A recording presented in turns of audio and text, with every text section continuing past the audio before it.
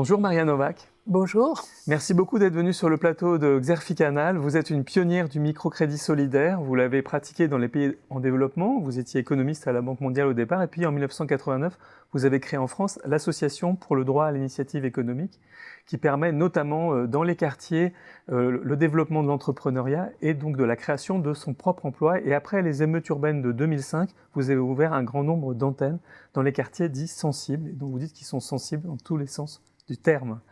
Alors récemment, on a beaucoup parlé de ces quartiers à travers le film qui a eu beaucoup de succès, Les Misérables, qui en a toujours, de Ladjili. Je voulais savoir comment est-ce que la situation sociale qui est présentée là a fait écho en vous. Qu'est-ce que vous avez pensé de ce film ?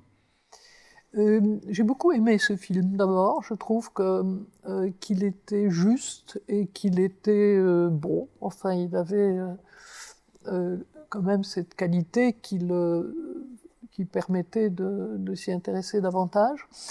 Maintenant, par rapport à ce que j'ai fait ou vu faire, la différence peut-être c'est que c'est une analyse sans solution définitive. Ça a plutôt tendance à se casser la figure, la situation des uns et des autres, qu'autre chose. Et lorsque on travaille dans les quartiers, lorsque on aide les gens à créer notamment leur propre entreprise, cette sortie est différente parce que primo, ça les intéresse, secondo, ils réussissent.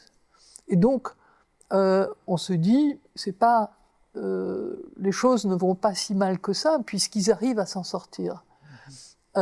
Et qu'on sait parfaitement ce dont ils ont besoin. Ils ont besoin de financement, ils ont besoin d'accompagnement, ils ont besoin d'un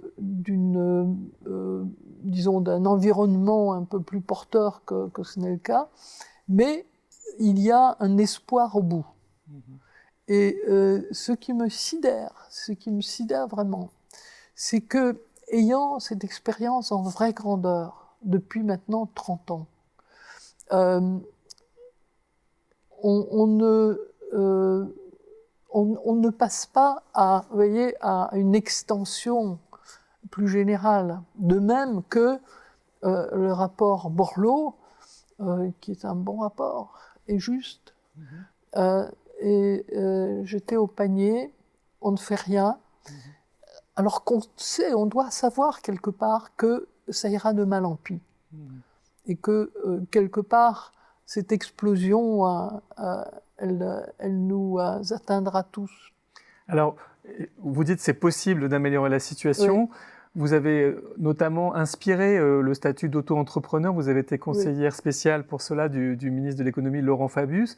À d'autres époques aussi, on s'est dit qu'il y a un potentiel entrepreneurial, notamment dans les quartiers en difficulté, dans les zones rurales aussi, etc. Vous pensez que ce potentiel, il est sous-exploité encore aujourd'hui ? Ah oui, bien sûr, bien sûr. Vous savez, je pense que beaucoup d'habitants des banlieues, et plus particulièrement les jeunes, d'une façon ou d'une autre, bricolent.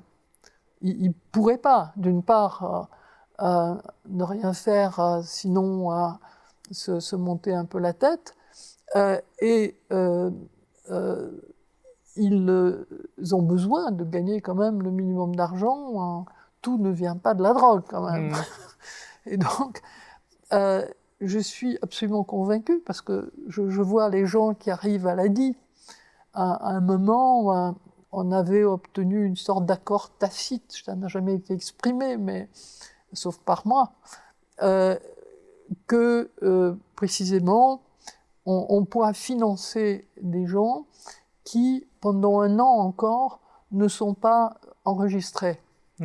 Alors ça paraissait incroyable. Mais c'était ça la bonne façon. Enregistré auprès du registre du commerce. Voilà, c'est ça. Absolument. Donc ils ne pouvaient pas payer de cotisations sociales, ils n'avaient pas des ressources pour cela. Donc ce fait d'attendre changer un peu la donne.